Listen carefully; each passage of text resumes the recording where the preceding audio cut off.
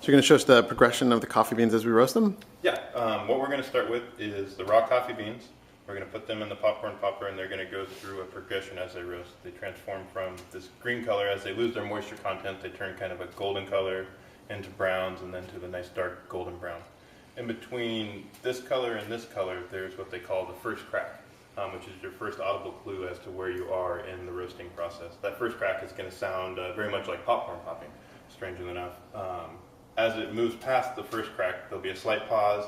The beans will continue to get darker and it'll move into what they call the second crack, which is similar to the first crack, only it's not as loud, but a little bit more intense. Very similar to Rice Krispies and milk, if you remember that from being a kid, or pine needles burning. Most people tend to like their coffee right about that point where that second crack is either starting or starting to get fairly intense. That's where we normally shut our coffee down and dump it out and let it cool. Just like you would with popcorn, you put between 1/3 and 2/3 of a cup of raw coffee beans in. Pour it into the chamber. We use the hood on ours. It's not a requirement. Many people just let the coffee beans roast, and what'll happen is the chaff, which is on the coffee bean, which is just the remnants of the fruit that used to encompass the bean, will just blow out. So if you're doing it outside or in your garage, you can just let that blow away and it's not a problem. We like to use the hood because it controls where the chaff goes. So the actual beans themselves aren't going to come flying out of the popcorn popper? No. Every once in a while you get one or two that'll pop out, but almost all of them stay in the chamber. And so to clarify, you're using what kind of device here? What kind of popcorn popper is this? This is a Poppery 2, which if you can find one of these at Goodwill or Salvation Army or in your own garage, the Poppery 2 or the original Poppery are the best for roasting coffee. There's a few other older models that will roast coffee. Most of the newer models won't. They just don't get hot enough. So yeah, if you have one of those, you're already there. So we put the beans in there, put the hood on, and we're going to plug it in and let it go. So again, it takes between 5 and 8 minutes in this popcorn popper. The first 2/3 of that are just bringing the beans up to temperature, releasing some of that moisture and starting the roasting process. Now, when you're doing the roasting, are you doing it by time, by smell, by sound? We do it completely by sound. Depending on the ambient temperature, the variety of bean you're roasting, that time is going to change. So you pretty much have to do it. In the popcorn popper, you do it pretty much solely on the sound of the beans. If you're really good, you can do it by the smell of smoke, but the sound of the beans is the most accurate. And total time to roast here is about what? In this popcorn popper, with these beans, it'll be right around 6 minutes. And is that a drip roast or an espresso roast? Oh, or? you mean the roast? Yeah. The roast of the bean is what we're going to control. When I was talking about those cracks, the cracks kind of indicate where the beans are. So when you're talking about a roast level, you're talking about where you are between that first crack and past the second crack. Most people tend to enjoy their coffee where the second crack is just getting started, which is a city roast, a full city roast. Some people, the American roast would be in between the first crack and the second crack. So the first crack is finished, the second crack hasn't started. That's considered an American roast. Very popular on the East Coast, not so popular out here. These beans right here would be considered an American roast. Mm-hmm. So a light roast. Very cinnamon. These beans right here would be considered a Vienna, French. A lot of people consider it espresso, but it's not necessarily the case. That sound you're hearing right there is the first crack. Tap in and cook this one. I'll pick up here in a second. So when you talk about roast flavor, that's one of the benefits of roasting your own coffee is you get to determine what you enjoy. Mm-hmm. The flavor of the coffee between these 2 points changes dramatically. When it's at this level, it's very floral, very sharp. When it gets to this point, it's getting bitter and more caramelized flavor. Mm-hmm. So it's kind of your own preference as to what you like, and you get to decide where you want to roast your coffee to. So that's the first crack starting in earnest. So right now we're at the first crack. So it's almost like popcorn there. Yeah.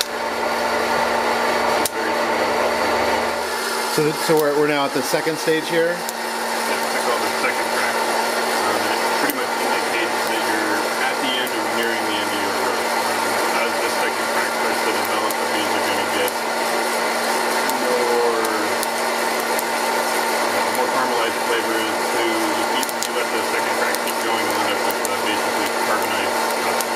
Just get the we're going to stop ours right about here because that's where we tend to like it.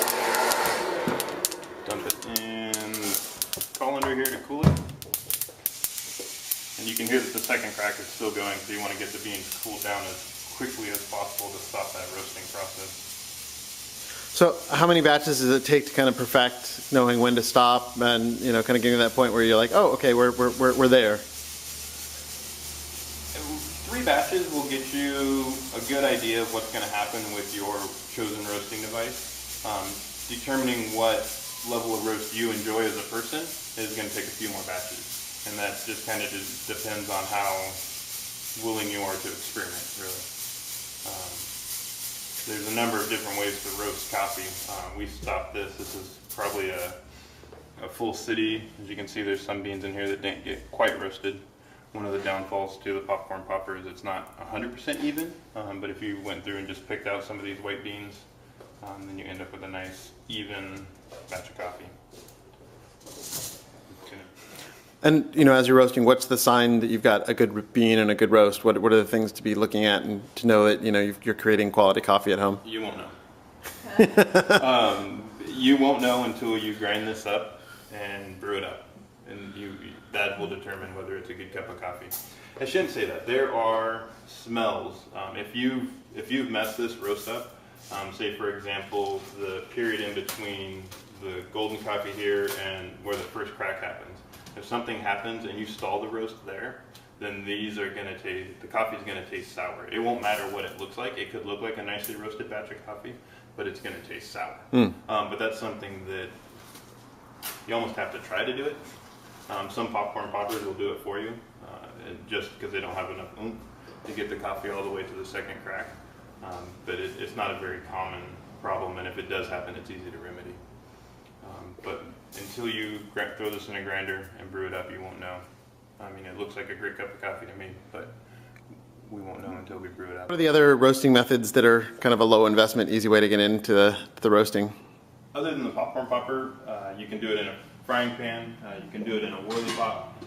As far as cost effective, if you wanted to start with something that everybody has in their home, an oven, a convection oven or a gas oven is going to be your lowest cost entry point. The downfall to those is the learning curve is fairly steep. Basically, it requires bringing the oven up to about 500 degrees, putting your beans in for a few minutes, and then every 2 minutes after that, stirring them until they're roasted.